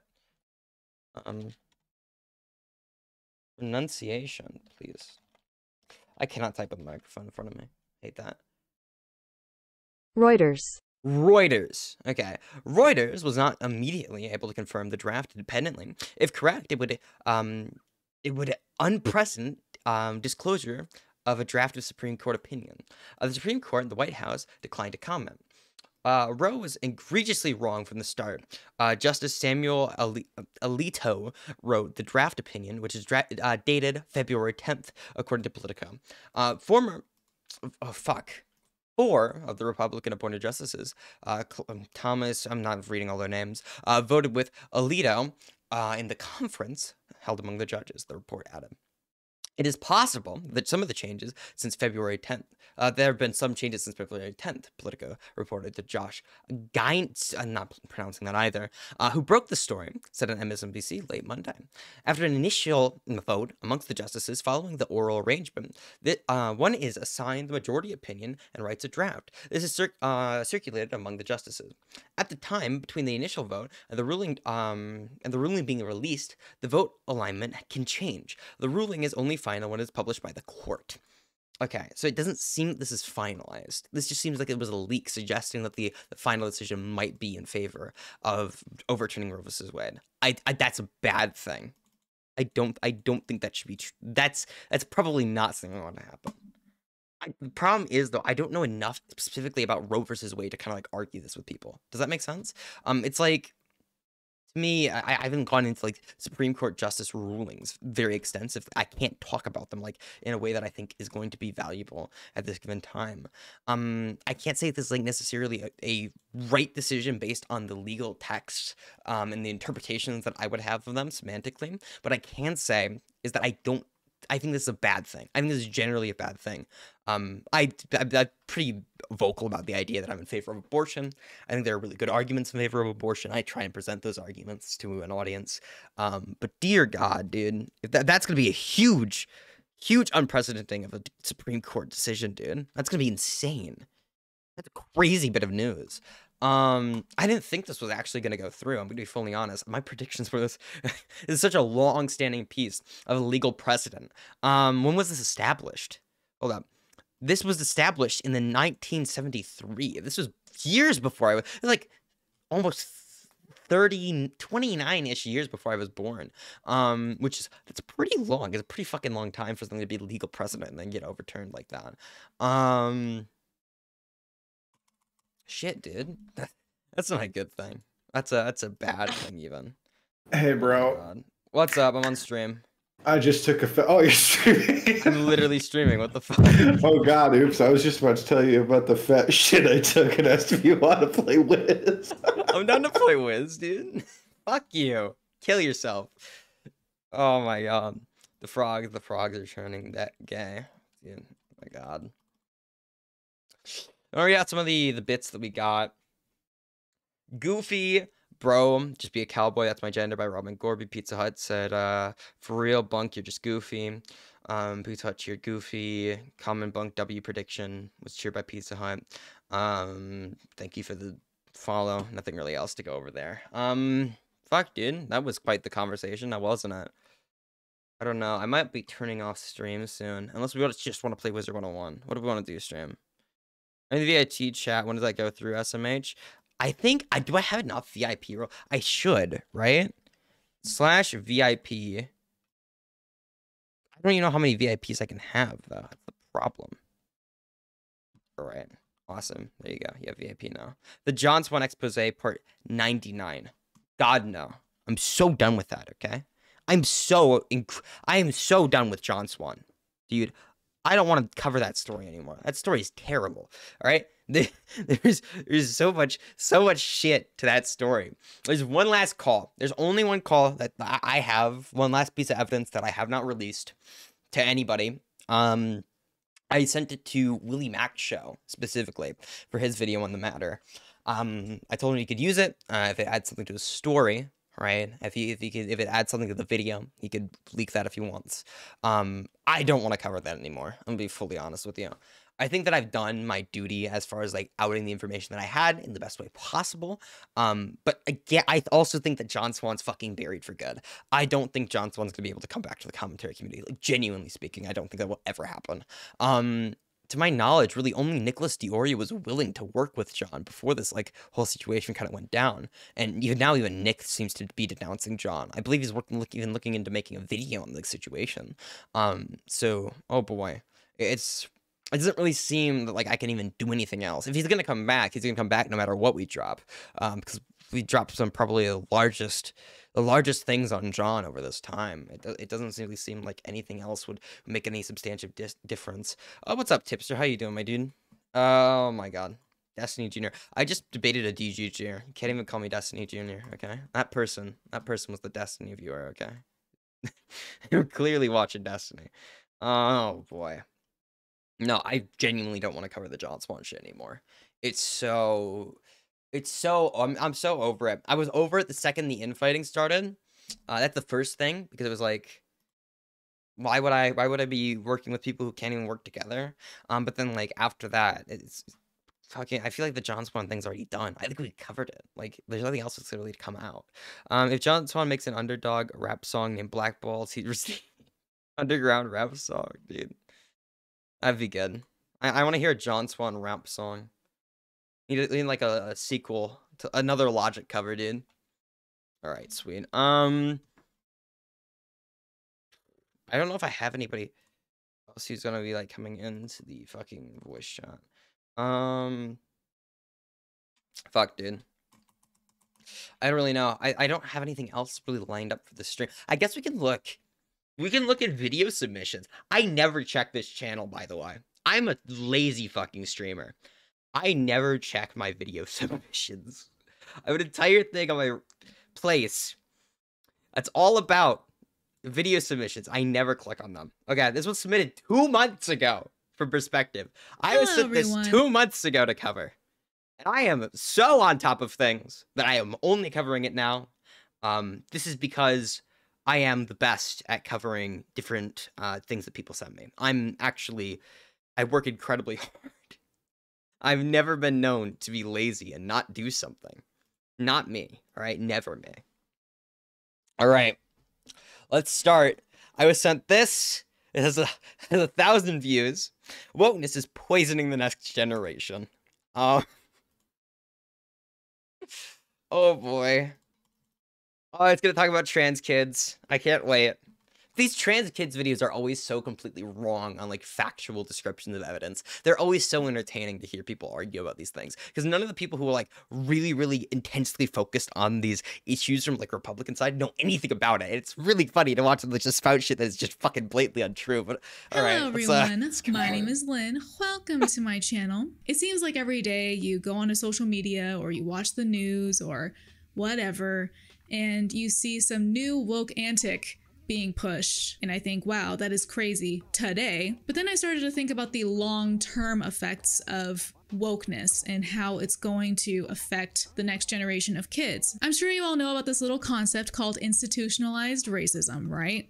I mean, everyone and their fucking mother knows about this now because it's just a talking point that woke people use nowadays to just say whatever they say. While I definitely don't want to downplay the real and true effects of institutionalized any isms, because those things are certainly real, but the answer to that isn't institutionalized wokeness. And unfortunately, I think that's what's happening these days. I don't like to think that it's happening on a large basis. Maybe this is me falling for the sensationalist tricks of the media, but it seems like it's pretty alarming. Sensationalist tricks of the media, dude. They're building the whole woke question, okay? It's like a sequel to the Jewish question. They're institutionalizing wokeness, guys. They got the woke media executives are shoving it down your throats, okay? Which, by happen chance, are disproportionately Jewish. This all plays together, you have to understand. I've always been good at recognizing patterns, okay? And if we link it all together... Who's institutionalizing wokeness? How does that happen? How do we do that? How do we like pay for wokeness to be institutionalized? I like this person. They're annoying. Oh boy. I love this person. This person's great. That there's so much being taught in schools that's just fucking insane. Like critical race theory and talking about sexual reproduction to children. And who the fuck is talking about critical race theory in schools? Critical race theory, if we actually like look up what critical race theory actually is, okay? I don't know. I've heard this word so much. I never like actually talked to somebody who knew what the fuck it meant. Critical race theory. Let's actually go for a definition. I want it to be defined, right? What is the definition of critical race theory? That's apparently being taught in schools to little kids. Critical race theory is a cross-disciplinary intellectual and social movement for civil rights scholars and activists who seek to examine the intersection of race, society, and law into the United States and challenge the mainstream American liberal approaches to racial justice. So this is talking about racial justice. This is, more importantly, a lot of this has to do with law. This is a lot of high-level law theory. So the idea this would be taught to any kid is kind of fucking crazy to me. It's not really taught to any kid. There's never really any examples of this critical race theory that I've seen ever brought up that are legitimately, like, concerns that ought to be addressed. Whenever people talk about like these woke schools and these like woke critical race theory teaching like to kids things, oftentimes they're just like descriptively wrong on facts of the case. Let's see if we can actually, do I have this? So for example, I was sent this a really long time ago. This was something that people were like, oh yeah, this is an example of critical race theory being taught to kids.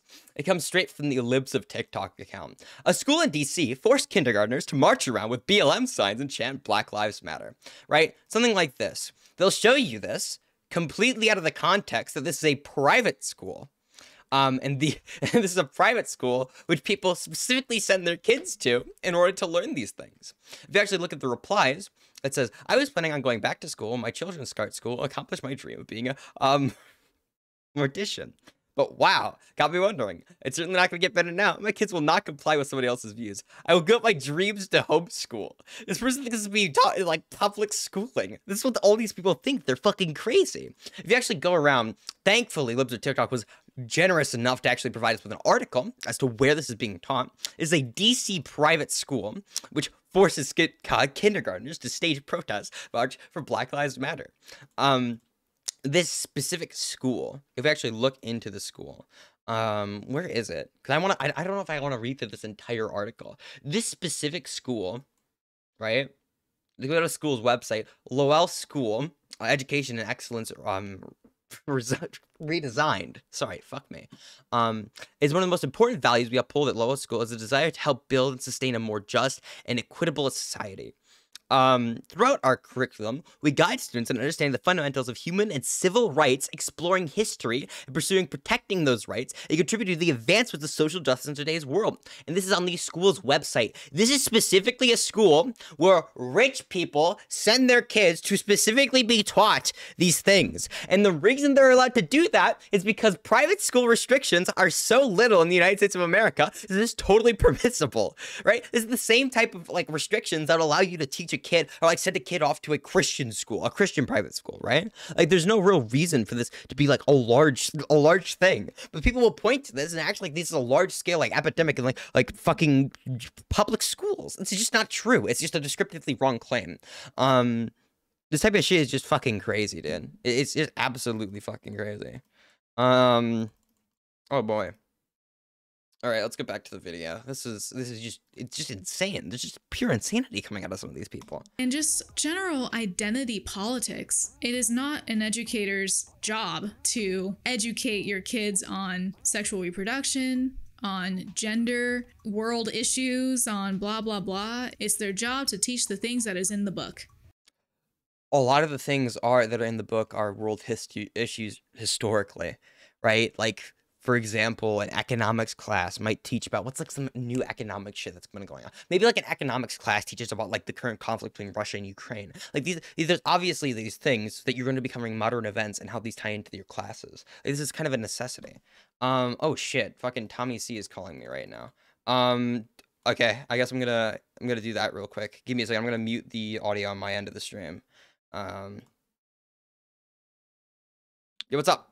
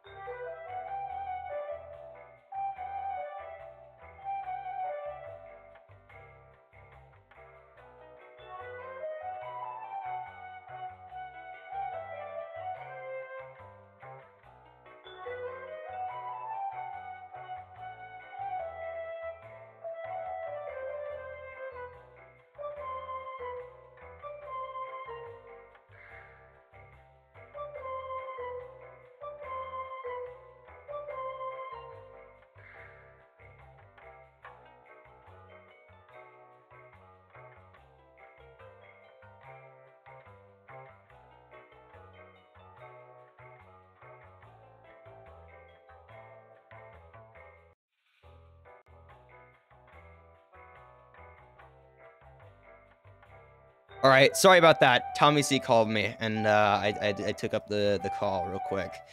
It was just it was big swan stuff. Okay, it's all I just know. It wasn't anything big. It was I was just talking about concluding the John Swan things. Yeah, me empath noticing chat wants bunk back. Saturated. What the fuck? Yeah, let's return back to the video because I just kind of shut that shit down all of a sudden. All right, let's pull it up. Oh boy, this video is so good so far. I sure hope we get into more critical race theory and children knowing what reproduction is. I don't even know what they define as a child here, because there's two different definitions you can release for child, and people exchange them out in, like, the most deceptive ways possible. Because when I think of a child, I'm thinking of someone who's, like, generally under the age of 13, right? Like, somebody who's actually, like, prepubescent. But, like, some people think, like, they'll use it, like, the legal definition of a child, like a minor, right? And obviously, someone at the age of 17 probably knows about reproduction. It's probably not moral wrong to tell them how reproduction works, right? They're 17. They're a child. Legally, they're a child, but that's probably not an issue. So I'm always super, like, confused whenever people just say, like, they're teaching children about X and Y, because they're not actually, like, defining the specific age range where it's actually being taught, which is, like, incredibly deceptive. It can be used so terribly. Yeah. All right, good night, Uno. I don't know how to pronounce that.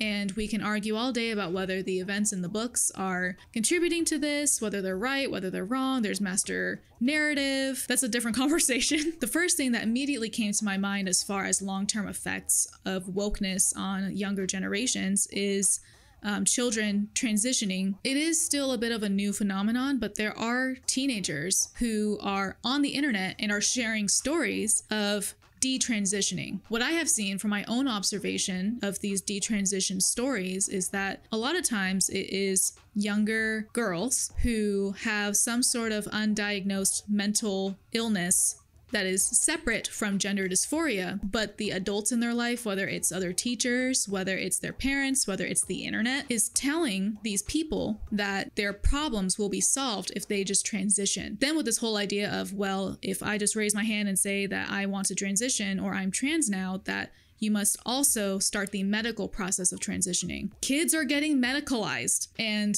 well, yeah, obviously certain times there's going to be transitions that are going to happen to people who are young, but this is done if you're going to be medically transitioning. And by medically transitioning, I mean, like, getting hormones, for example, or getting puberty blockers. This is going to be done after consulting with an actual medical professional, right? I generally trust a medical professional's ability to assess the current mental state of somebody and make the proper decision as to the medical care that they're going to have going forward. If you actually look at data surrounding detransitioning, you will find that very rarely are people detransitioning because it is just not for them or they were improperly diagnosed. I believe we can pull it up right now, actually. I have no problem with pulling it up. It's somewhere around, I think, I want to say it's like 0.4%. I'm not 100% sure on that right now. Give me like 1 second, because I want to make sure that I'm like 100% right on this specific point.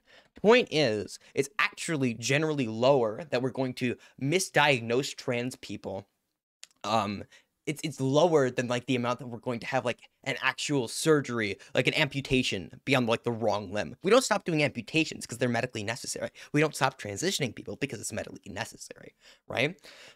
We kind of have to establish the idea that children can take medicine that does have potentially bad side effects. For example, there is the possibility 100% that at some given point in time, somebody gets transitioned that wasn't actually trans, and they experience they have to go back and they have to detransition from them. That is totally something that happens. The problem is it just doesn't happen on a wide scale. It simply doesn't.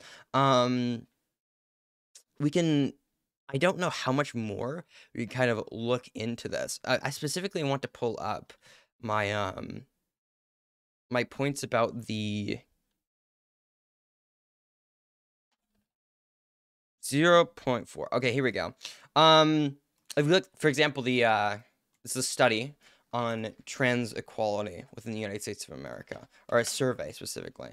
If we go all the way down, because I'm trying to, I have to pull up every single thing that I'm talking about, because I'm very, very specific. I want to be very specifically accurate on it. If we go to page 125 or 115, where we talk about detransitioning, right, you'll see that we actually have listed off that a large these are the different reasons that people are going to be detransitioning. One of the lower reasons on the entirety of the list is that okay, hold up. We can actually go down the entire list because I don't feel the need to like. Give me a second. They realized gender transition was not for them. That was the one I was looking for. That's at 5%. That is at 5% of the total population who or the population, the subset of the population who detransitioned. The subset of the population who detransitioned was 11% of the total population. That calculates out to 0.4% of people who transition are going to detransition because they were improperly diagnosed. That is an incredibly low number of people to detransition or to have any medical procedure go wrong. It seems that we're really good at identifying when people need a transition, and it just doesn't seem that this is happening on a wide scale, that children are transitioning and they're like they have to detransition because they were improperly diagnosed. It doesn't really seem that people are being pressured into this. You don't see that in the data. The data does not describe that properly. It just seems to be not true. It's a very common thing that you're gonna hear a lot of the time is like, well, what about detransitioning? Detransitioning, as far as the data is concerned, is a non-issue. It just really is. Yeah. We're seeing that effect now because they're getting old enough to share their stories, and unfortunately, some of them regret it. And it's really sad. I think a lot of times both sides of the political spectrum just sensationalize these stories, which is very unfortunate as well. It'll be these conservative types that are like, oh, look at these detransitioners and see, haha, trans isn't real, blah, blah, blah. And well, that's kind of what you're doing. You're saying, look at these detransitioners, and therefore we should not have children transitioning as a whole. You're not actually taking you're not taking time to look at the actual data concerning the subject. It's really important whenever you're going to be making arguments about any given topic is to actually look at data surrounding the given subject, not just individual cases that you happen to see. Because individual cases that you happen to see are not able to be like quantified in an actual meaningful way. That's when we need things like studies, like meta-analyses, right? Of entire issues. We can't just look at what we see on like the news or the media and just automatically assume this is like a large issue, right? We can't look at random people's detransitioning stories on social media and determine from that therefore there's a large issue with detransitioning. This just doesn't follow, and whenever we look at the data, it just is not true. It doesn't seem to be an actual point that's being made. It kind of seems like this person is sensationalizing the detransitioning of people to make a point. It just isn't a large issue. That's the problem. We just don't see it as a large issue. And then on the other side, it'll be like, shoot, what's that little kid's name? Desmond, I believe. It was that little kid. He's probably like 14 or 15 now. But a few years ago, he was like 10 or 11 or so. And his mom was making him do drag and stuff like that. And not just like dress up as a girl, actually do drag shows with real drag queens at bars. But the kid looked fucking miserable. What has this world come to? It's come to a world where drag kids actually exist. And people do ketamine on a couch. And I'm not going to say that this is like some widespread thing. I have no idea about the notes of the Desmond case. I have nothing. I can't say anything about that. That could be true. That could be false. I have no clue. I think it's like one of those bell curves, right? I'm probably doing the wrong bell curve. Most people are normal. These are outliers, but the outliers get attention. And maybe there's something to learn about the outliers. I don't know. But maybe I'm not wrong, because there's lots of these stories that come out. It's just unfortunate because I don't think the detransitioners are trying to do this to invalidate the trans movement. I think they're just kind of exposing a bigger problem within this woke mentality. It's not about transness. It's not about trans people. It's about wokeness in general. And this quick jump to medicalizing children. It's just unfortunate. Medicalizing children. Are children getting medicalized when you put them on like antidepressants or like ADHD medication? Are they getting medicalized then? Are children just not allowed to get medical procedures? What does it mean to medicalize children? What does that mean? What do those words mean when you put them together? Like children are getting medicalized. I heard that at St. Jude's, they perform medical operations on children. Actual children, dude.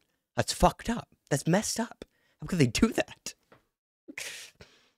I'm a straight drag queen, and yes, Desmond is something I don't agree with, because of how young they are. Yeah, I have no idea about any of that. That's the problem. I have to do like some actual research into it. If it actually just is a child being like pressured into doing drag, I pretty much I don't think that's probably a good idea. But yeah, that it's these trans activists who ignore biology and kind of pigeonhole themselves into this woke mentality. They cause resentment for other people. Other people are going to see those trans activists and assume that those people reflect trans people's thoughts on everything. And then you see these kids who were medicalized. They grow up. I don't want to say grow out of it, but they have other experiences that cause them to reflect on the medicalization of their youth. And they might become resentful of the trans movement too. Maybe rightfully so. If these are I can't listen to this person speak any longer. Can we put it at 2 times speed? I cannot listen to this for much longer, dude. Trans activists who supposedly care about trans people and transness, why would you force that onto someone who is confused or struggling with something else that is undiagnosed? That's manipulative. There are trans people, real trans people with real thoughts and opinions who are just normal people just trying to live their lives, just like how we all are. Slow it down and again, it's just actually. unfortunate that that's too quick. This, back and forth and these extremes cause the middle Unlike to just... children are medicalized. I all hate leads together, dude. Simplifying it this way. I understand that transness is not a phase, but in the case of these detransitioners, from my observation, it kind of reminds me of the emo and scene kind of trends. I hate these YouTubers. I hate YouTubers so much. I hate YouTubers so much. I hate YouTubers so much. I wish they would all drop dead. No, sorry, not YouTubers. Just this person. Dear God. In my opinion, in my professional medical opinion, it seems as though transness is a phase for some people. No, it's that they were improperly diagnosed. They had symptoms and they were improperly diagnosed and they were told they needed something they didn't. This happens all the time. It doesn't mean it's a phase to be something, okay? It's like saying, oh yeah, at one point, doctors thought I had ADHD and they put me on ADHD medication. But then they updated it. It turns out I have autism. I guess I was my ADHD phase. It sounds stupid. It sounds incredibly stupid. It just doesn't seem to be true. Medicalizing means treat something about justification. If the surgeries were justified with reason, then no. Okay, these surgeries are not even surgeries. These procedures are totally justified. These are, like, necessary, statistically speaking, for people. Like, these are super justified. If that's what it means, if that's what she means by that, then she's using it wrong still. God damn, dude. Right? Speaking as a former emo and scene kid myself, that subculture plays a lot on the emotions of teen angst. I use the analogy here because how many millions of emo and scene kids are there out there in the world that are like, oh yeah, I was an emo kid, haha, hee hee. There's gonna be the same group of detransitioners or former trans kids, which sounds fucking weird, who are going to have this shared common experience of having a medical procedure be forced on them. I don't know about you, that sounds really fucked up. It's being forced on them, dude. No, they're improperly diagnosed, you fucking nimsrat. Dude, fuck this. I hate these people. I hate these people so much. Why do you guys send this shit to me? This is terrible. I hate this. Okay? Fucking, the most retarded people take place on YouTube. They sit down on the internet and they just say stupid shit. And... they're being forced on them, and it was just if they were just going through a trans phase. You understand? I am a medical professional, and I understand these things. Oh boy, that causes a lot of problems for people, not just them, but how people view them and how they will have relationships with people and how they will eventually raise their own kids. Some of these kids are sterile now because of this, and it's fucking insane. It's fucking insane. And then there's critical race theory. It is not as simple as just blaming cis, white, Christian males for everything. It's a very Eurocentric way of thinking about the world, right? What? That white people run everything and that them and how they will have relationships with people and how they will eventually raise their own kids. Some of these kids are sterile now because of this. And it's fucking insane. It's fucking insane. No, the thing is, the problem is this could actually be used for any any medical process ever. Okay, some people go in for like heart surgery and now they're dead. Okay, some people like go in for amputations and they get the wrong fucking limb cut off. Okay, it happens. Yes, these medical mishaps, they happen. It's unfortunate and it sucks, but it's true. It is just it's a reality we have to deal with. We try and reduce them to the greatest degree possible, but we can't look at a small minority of cases and just say, oh, these things are happening, and that's fucked up, so I guess we're throwing out the procedure entirely, and we must be doing something wrong, right? This doesn't seem to be true. We have to accept some kind of human error in these situations. It will happen. It's inevitable that we will have human error. The fact that these, like, small minority of cases are being used to, like, justify a larger prescription is just fucking crazy to me. It's insane. Why are we even doing this? And then there's critical race theory. It is not as simple as just blaming cis, white, Christian males for everything. It's a very Eurocentric way of thinking about the world, right? That white people run everything and that every single news, Hey guys, it's gonna be a shocker, specifically to this woman. It's gonna be crazy. Critical race theory is not the white people Jewish question. That's not what that is. It does not say that white people run everything, and actually, it's worldwide. Just white people are in control, everywhere. White people are there, okay? A very basic understanding of an analysis that critical race theory might think, or might make, is that certain laws, even if they don't mention race, could have racial biases in them and perpetuate racism. That would be, for example, a really simple, fuck me, dude. My hair's all fucking sweaty because I'm fucking hot in this room. That has some ingrained racism into it, right? These are like analyses that it would make. It wouldn't just say that fucking all the white people run shit. That's not that doesn't have anything to do with critical race. I don't know where the fuck you made that up. Holy shit, it's female wealthy Buddha. Dude, fuck. These people come up with new crazy shit every day. It's great. I will never run out of content because of these people. There's always going to be somebody new on the internet to say something stupid that they haven't researched, they have not looked into, even in the slightest bit, to just like fucking run their mouth in front of a camera and upload it to youtube.com. Every single event in the world has to revolve around Europeans or people of European descent who are white, conquering people, given how many other countries like China and Turkey, Japan also have had their fair share of imperialization themselves. The thing I think that's been interesting to note for critical race theory is that it's been a thing for a few years now, and you know, you'll see some fucking... Guys, it's been a thing for a few years now. guys, critical race theory has been a thing for, you know, just a few years now, you know. Post-civil rights era is just a few years. It's just been around a few years, just a couple of years, you know. A couple of years, you know, not many, not too many years, just a few. News segment of some parent at a PTA meeting talking about how critical race theory is bad, which I agree with. But now it's not only about... I'm so glad that you agree with that the theory, the critical theory that you don't understand is bad. I'm glad that you've informed me about this. I can't wait to take that opinion and throw it the fuck out. I can't wait to never consider anything you have to say ever again. Thank you for telling me that you think it's shit. Oh, I appreciate it. About hating white people. It's also about hating Asian people now, because according to woke people, Asian equals white. That's a new thing that I think is happening, and that's only been happening within the past few years. I personally have no experience with this because critical race theory is hating white people, not just white people. Now it's hating Asian people, which are white people. They're the same thing. I guess. What tweet did she throw up on screen to prove this? Also, asking white and white-adjacent people to center those most directly impacted by structural racism. In a system that is 70% students of color is part of unpacking one's biases.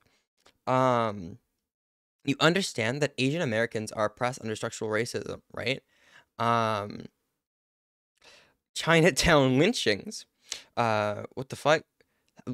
This is super out of context. None of this makes sense.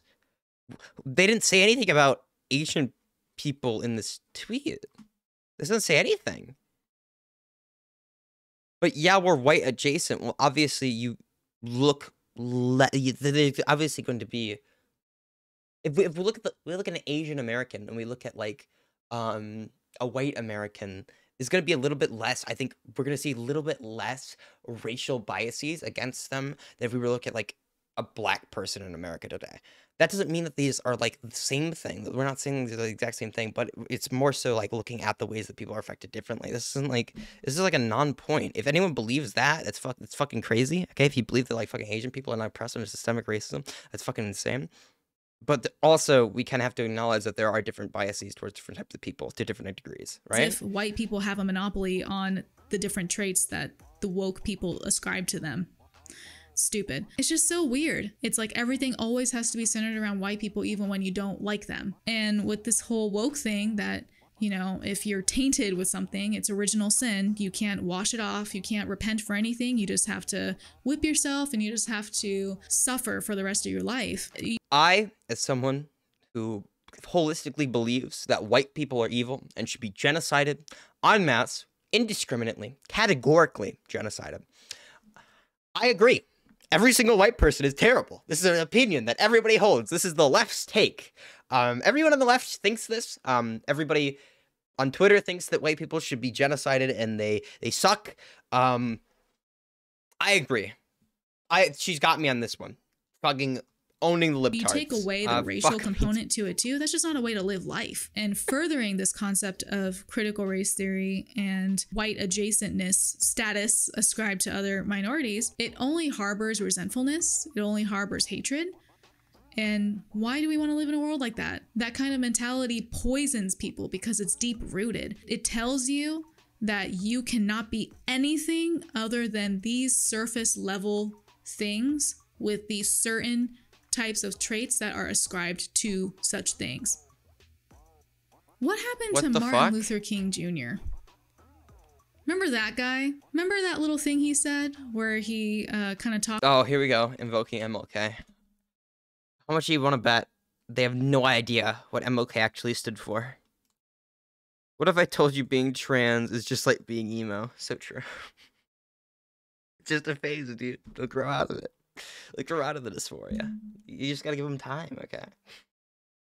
Talked about judging people not for I was gonna say scolor, the color of their skin, but the content of their character. Yeah, we don't. Oh, believe me, MLK would have fucking hated you. Know him apparently. They're too busy teaching about you don't know him either. Like how to hate Asian people. Even this idea of institutionalized to. Actually, MLK spoke a lot about the ideas that people would see that the world didn't have like a direct conflict and idolize this kind of this tense what do we call it? This tense peace over actual justice being served. Hold up, maybe I can find the actual MLK quote because this is a quote by him.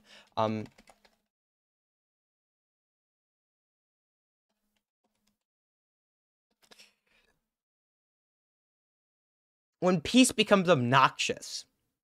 Can I get the quote? I want the exact quote that I'm thinking of. Exactly.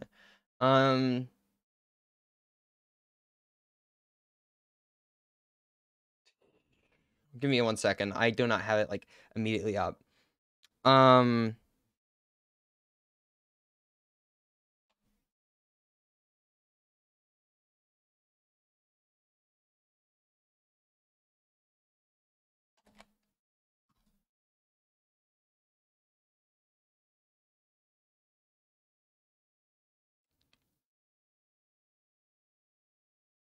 All right, I'll read the quote exactly. How about that?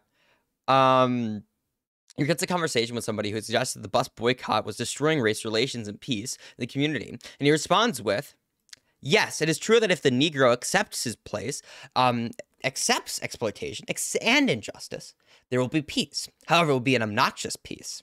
That's a very specific quote. I wish I could find more to it as well.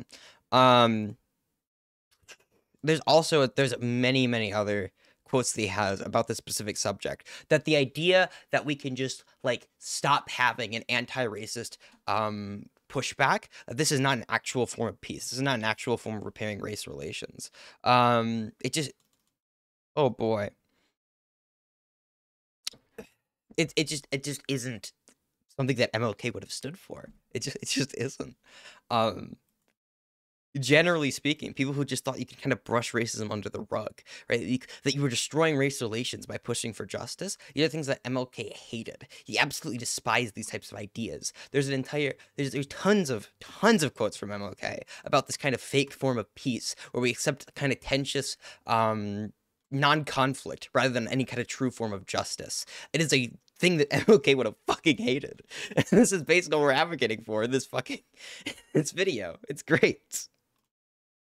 I want to be done with this. I want to get done with I'm mainly this. talking about primary schools, but this could be applied to companies. This can be applied to government, media. So by no means is this an all-encompassing video on all the different things that all of the different institutions are doing to further the agenda of wokeness. But I guess I'll start there just because I was thinking about specifically the topic of children transitioning because it is something that we're able to see a little bit more concretely today. One of the things that I just really don't like about wokeness is that they're very good at pointing out the problem, but never good about solving it. I think the problems that they point out are very valid. And I think the general principle of equality, diversity, blah, blah, blah, are good things. Whoa, slow down there, Bucka. You think equality is a good thing? That might be a hot take. Maybe controversial. Ooh. Oh boy. You like equality? Like, if she says that, like, it's like... Some of the things they push for are good. For example, I'm a big fan of equality.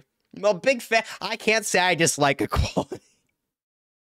It is good on an overall that society is much more aware of these things. However, the solution to these problems is not just opposite day, right? That's how I kind of think about how they solve problems. Oh, well, if black people are oppressed, then we must oppress white people as a result. And when it comes to institutionalized or out to oppress the whites, okay? Out to genocide them. The solution is not institutionalized wokeness as a way to counteract that. It's about actually looking at every single law, which is very difficult and very complicated and very boring and blah, blah, blah. But I mean, I think that's what it really, really takes. If we really believe that there is institutionalized anything, then we got to look at the institutions. We don't just get to apply some blind, sweeping, opposite day solution onto it without really looking into the details. Ain't nobody got time for that. If you like this video, then make sure to give this video... Oh, that was a cringy meme at the end. Oh boy, the part where I thought I had gotten through all the bullshit, the part that I thought I was out of the woods, okay? I thought my life would improve, okay? At the very end of that video, they just had to hit me with that fucking AIDS meme. I hate that. It's terrible. Whoever edited that should go fuck themselves. They suck. Oh boy. Oh boy. This is why I hate the internet so fucking much, dude. I just want to be able to talk to these people. That's why I primarily do like debate shit, dude. Because these people are fucking crazy, man. These people are insane. Anyways, I'm gonna head out. I need to go do shit.